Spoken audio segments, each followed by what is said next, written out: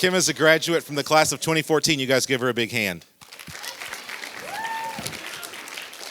Hey, guys. So, like he said, my name is Kim. I'm going to stand down here, like, right in your faces, so I hope that's okay. My name is Kim. I graduated in 2014, for those of you who don't know me, and there's actually a lot of you, which is not what I expected. So I stayed here in Lubbock. I went to South Plains College. I'm about to finish up an associate's degree, which was not my original plan. My original plan was to transfer and get a bachelor's and a master's and be a counselor, and then, you know what, the Lord changed my plans. So what I'm going to talk to you about today, you're going to have to actually hang with me and pay attention because it's not 3 clean points and a conclusion, unfortunately. It has a lot to do with my testimony, and kind of my message is sort of woven into that, so you're going to have to hang with me, guys. So I'm going to pray before we get started. Jesus, thank you so much for these students. Thank you so much for this place. And Lord, thank you for the impact that it had on my life. And Jesus, I pray that you make me transparent, Lord, that my words would fall on deaf ears. And Lord, your words would penetrate these students' hearts. Jesus, would you show them how valuable they are? Show them how much you truly, truly adore them. And Father, how much you want to know them. In Jesus' name, amen. So what I'm talking about today, and you're not allowed to judge my little piece of notes because piece of paper, that's what I've got. So I'm talking about your identity today and who you are and who you believe you are and what you believe about the world. And I think that if I could pick a most important thing that I've learned since graduating from high school, that's what it would be. Because Proverbs 4:23 says, guard your heart, for everything you do flows from it. And that really is the truth. And there's another word for heart, actually. It's the Hebrew word, and I'm not going to even pretend to try and pronounce it because I'm not that guy. But it means your inner man or your understanding or your mind. And it says that it's the most important, guard it above all else, because everything you do flows from it. So when I hear that, I think that what you believe about the world determines how you are, who you are, and what you're going to do. And that's so important. And so when you think, like, for example, when I was in high school, I was a volleyball player. Shout out to Coach Neal, the best coach ever. And I'm not naturally an athletic person. I know that's surprising when you look at me. But I believed that about myself. I believed I'm not an athletic person. I believed I'm not good at volleyball. So, like, never gonna make varsity, I'm never gonna be good, my life is hard, that's what I believed about myself, so that's how I acted. And I remember my sophomore year of high school, Coach Neal said, listen, you didn't make the team that you wanted to make, but you have the opportunity to step up as a leader and really lead this team, or you can quit, because there was another person that made the same team and quit. And so I realized, Coach Neal believes I can lead this team, so I'm gonna lead this team. And that's the year that I got actually decent at volleyball, believe it or not, because I said, okay, so this is the expectation of me, and I believe I can do this. I believe I'm a leader, so here I go. And wouldn't you know, I think we won almost all our games that year, and that's probably the best year that I had in volleyball ever. And that actually changed a lot of my life because I started to believe, like, I'm a leader, and I have influence, and I can be good at things that I practice and try to be good at, because that's the thing about sports, right? It actually takes work to be good at. So anyway, that's my little example for what you believe about yourself. So that is actually central to everything in your life. If you believe that you're unlikable, you're probably going to make yourself unlikable. If you believe that you're not beautiful, you're probably going to treat yourself that way. You're going to treat yourself like you're not beautiful. And in this process and in this journey, I have discovered that the way that you treat yourself because of the way you believe determines how you're going to treat other people. So to know who you are and to know your identity, you first have to know who God is. That is the utmost importance, that you believe correct things about the character of God. And I don't have a good 3 points for this. Unfortunately, I can't just tell you who he is. I can't just tell you what his character is like. So I'm going to leave you with an assignment for this part. You actually have to discover for yourself who God is, what his character is like, and what he's about. Because if you never seek it out for yourself, you'll never know who he is, and you'll never know who you are, and you'll just end up lost all the time. And so when I was in high school, I was your typical Trinity kid. I played a sport. I made good grades. I was in honors classes. My teachers liked me. Had an older sibling that went to Trinity. I was your cookie cutter Trinity kid. And everybody thought that I had my whole life together because that's what I had learned to make it look like. When actually the truth is that I was living in more sin than you can imagine.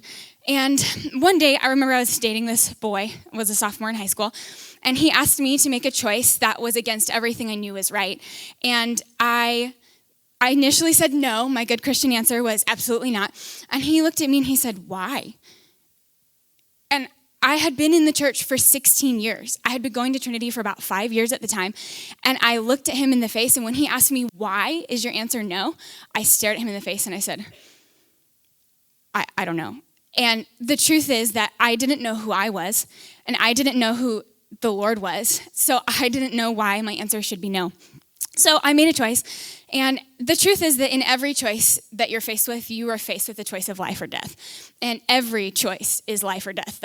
It's that important. And I chose death, and it made a huge impact on the next few years of my life. And I won't say that I regret it, because it's part of my story, and that's something you have to come to terms with, is your story and who you are is actually so important and so beautiful. So I don't hate that part of myself, but it did hold me back from a lot of things that I believe the Lord had called me to and that I believe the Lord had set before me that were so good and so beautiful.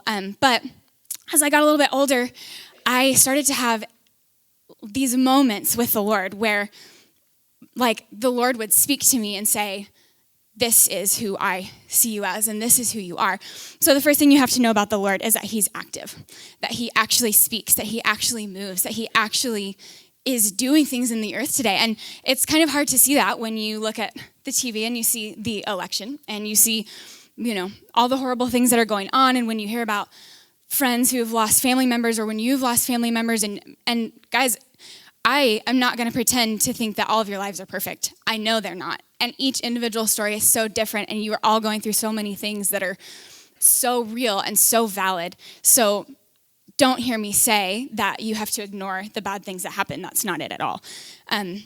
But he is still active. He is still moving. He's still doing so many things. And I know that because I hear his voice and because I respond to his voice. And that's a personal thing. And so you can choose to take that for what it is or leave it. It's up to you. But he is most definitely active in the world today. And like I said, this is something you have to find for yourself. I don't have scripture to prove it because I don't have time. And I can't give you my experience. I wish I could, but I sure can't. So you have to seek that out on your own. The second thing about God is that he is good. And again, it's hard to believe that when you see what's happening in the world that we live in. But because he's good, he leaves open the choice for free will. And he says, I want a people that will choose me because they have the right to choose me, not because I force it. And so that leaves the opportunity for people to choose the wrong thing. And that's something you have to wrestle with on your own, and you have to come to terms with on your own. But you must know, and you must believe that he is still good, no matter what your story looks like, no matter what you see or believe or feel. He is so good.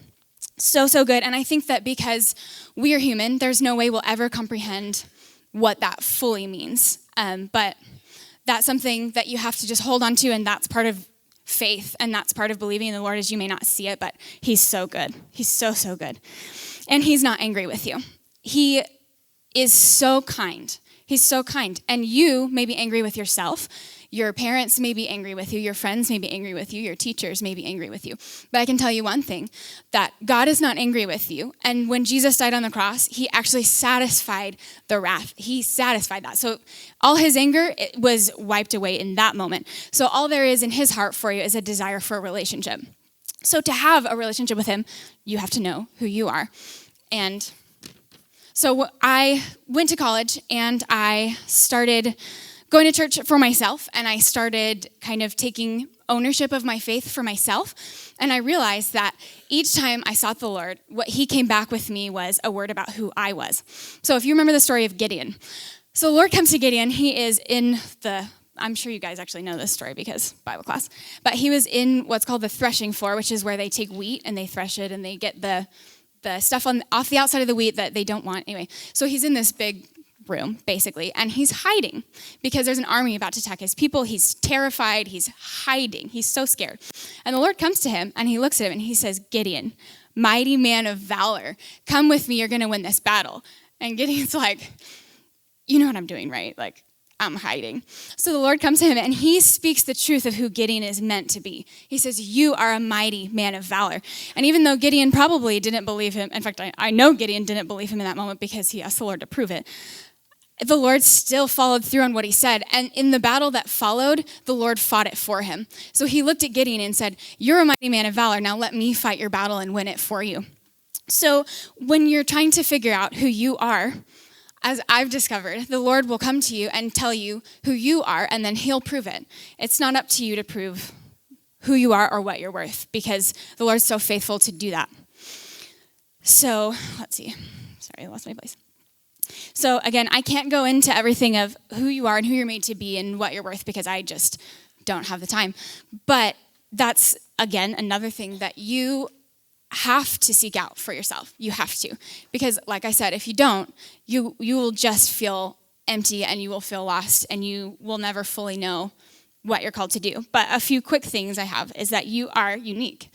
And that sounds kind of cliche and like whatever, but that's actually such a valuable thing. And I've learned, at least in my own life, that I am not a very organized person, hence my one page of notes, which I haven't stuck to at all.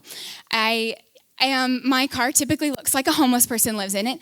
I drink way too much coffee, and I didn't stick to my college plan. I actually started a photography business, and so I am running my own business, and it's not what I expected it to be, but I'm not even getting a bachelor's degree in college, and that's 100% okay.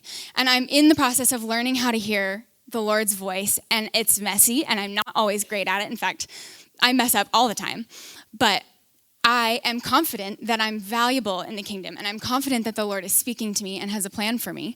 And it's because I embrace the fact that I'm unique is a lot of the reason for that, because I grew up really insecure. Like, I'm not like this person. I'm not athletic. I'm not that pretty. Like, I don't have that many friends. I'm not that popular. Like, and I know you all get that because, well, this is high school.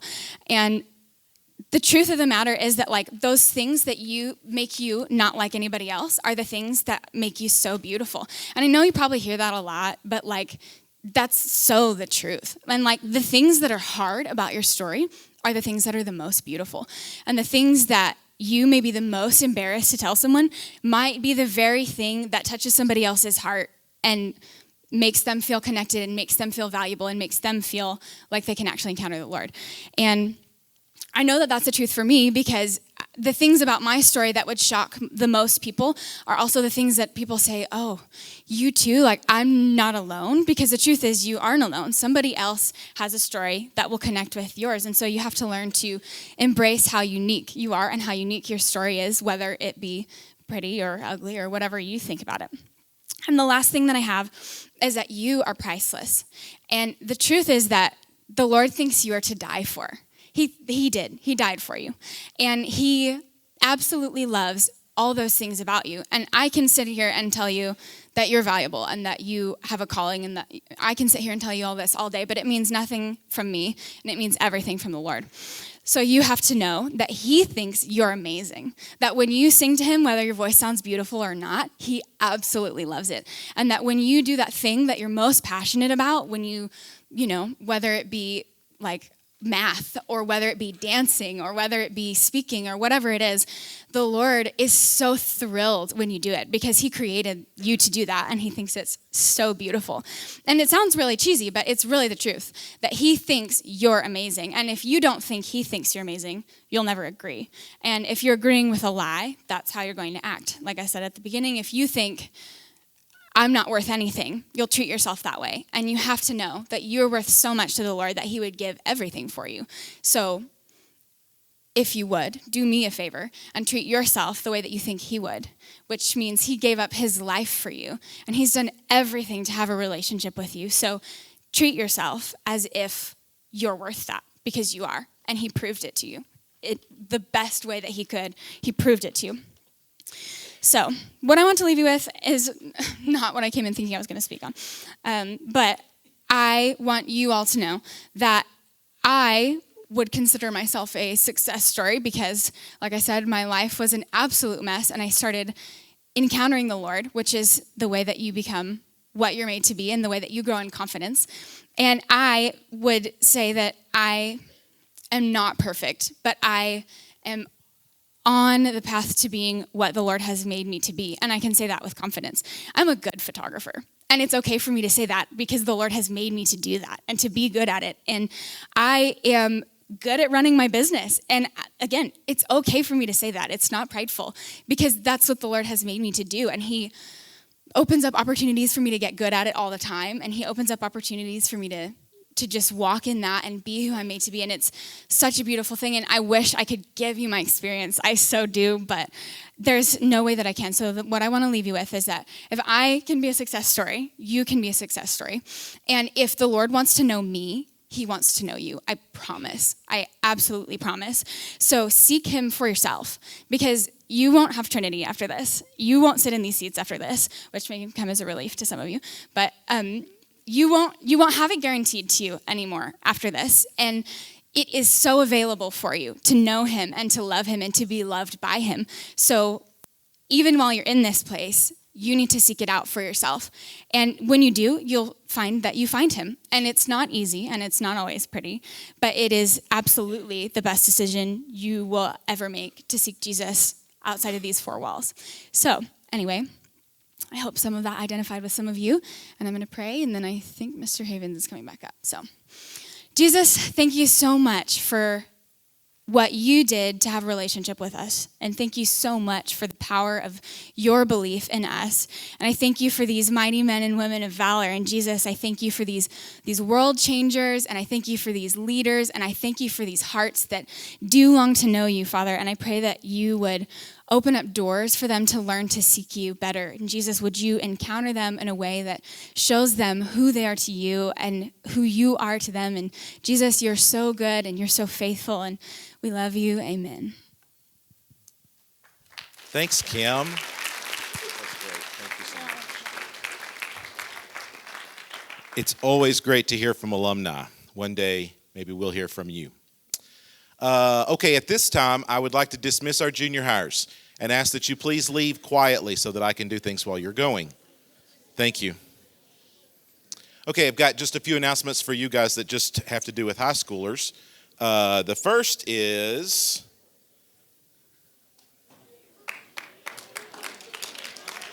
gentlemen, Coach Neal has approved a no-shave November. Now, what that means is that you don't have to shave for the month of November, okay? For some of you guys, it's like, shave, what's shave? Others of you, it's like, this is going to be awesome. So one of the things that we're doing with this, though, is that we don't just want to say don't shave because scrunch is okay. We want to let you guys know what the No Shave November movement is about. And it's a way to evoke conversation and raise cancer awareness. So lots of cancer patients lose their hair during chemo, and so you guys get to let yours grow wild, okay? And, actually, do you see that noshave.org, no-shave.org in the bottom left, right-hand corner? That's where I got this information. Also, part of the No Shave November thing is that you take the money you would have spent on personal grooming for the month and you donate that to cancer research or whatever. We're going to give you guys the opportunity to do that at some point in the future. So it's not just about not shaving. We're going to ask you guys that are not shaving to do the other half of this, which is to get involved financially in cancer research or whatever. Did you notice what it says about girls on there? I thought you might have seen that. So notice the bottom of the middle one says that grooming and trimming are perfectly acceptable. So if you just can't stand to have the hair growing wild on your face, grooming and trimming are perfectly acceptable. So here's what we're going to do. On November the 30th, we will have a contest. And because we all know that Alexander Shamalis will win if we just let it be school-wide, we will have a winner for the freshmen, a winner for the sophomores, a winner for the juniors, and a winner for the seniors. Now, I don't know what freshman is going to win. I think that'll be interesting to see. But it should be a ton of fun. And like I said, no tallies at all during November for shaving. All right? All right. Next thing. Dr. Cox gave me a website to take a look at, and they also have a November campaign, and I wanted to make you guys aware of this. There's a website called FightTheNewDrug.org. And it is an anti-pornography website.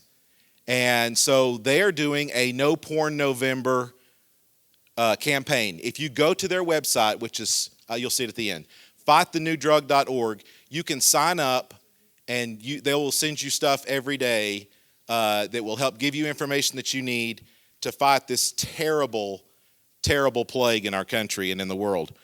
Their big deal is that porn kills love. And for those of you that don't understand the negative effects of pornography, some of the things that you can read about on this site is that pornography rewires your brain. It makes you think things are very different than the way that they really are. But you can absolutely break out of this. The reason that I decided to go ahead and bring this up to you guys today is that I know that there are people in this room who are actively involved in looking at pornography and they don't want to be. Okay, so I want you guys to take a look at this website, FightTheNewDrug.org, if you're struggling with this, and I want you to sign up for this, their campaign, the No Porn November campaign, and I want you to make a commitment to not look at porn for the whole month of November and see how God changes your life with this. Okay? Also, if you're a guy and you're struggling with this and you just need some help, you guys can come and talk with me or Coach Neil. Ladies, if you guys are having struggles with this, Mrs. Powell is available for you guys if you just want to talk to an adult. Okay? But get yourself an accountability partner and be a part of No Porn November. The last thing I have for you guys is that for Missions Week 2018, which is not the one that's coming up, but the one after that, we are more than likely going to take a group of students to Estonia, to the city of Tallinn, Estonia. I have some friends that are missionaries there. Their names are Bob and Chrissy Godwin, and they are going to be planting a church in West Tallinn. They asked that we be praying, will we be part of their prayer team? And they have a very specific prayer focus for November 1st, 2nd, and 3rd. If, as I was showing this to you, you felt something in your heart that you want to be a part of what they're doing there, come see me when we're finished here. I'll get you guys the specific prayer focus for Tuesday, Wednesday, and Thursday. I think it would be so amazing for us to invest in this opportunity in prayer, and then for some of you guys to actually get to go there in 2018 and be a part of planting this church. So this gets if this is what the Lord's calling you to, you can actually be in on before the ground floor, because the church is not even there yet. So we can be a part of doing this in the Spirit. So if you feel like you're supposed to be a part of that, come see me whenever I let you guys go here, and I'll get you the information about the prayer focus for Tuesday, Wednesday, and Thursday of this week. All right. Today, don't forget, is Flex Study Halls, so not Flex Free. So you guys head to your study halls and study hard.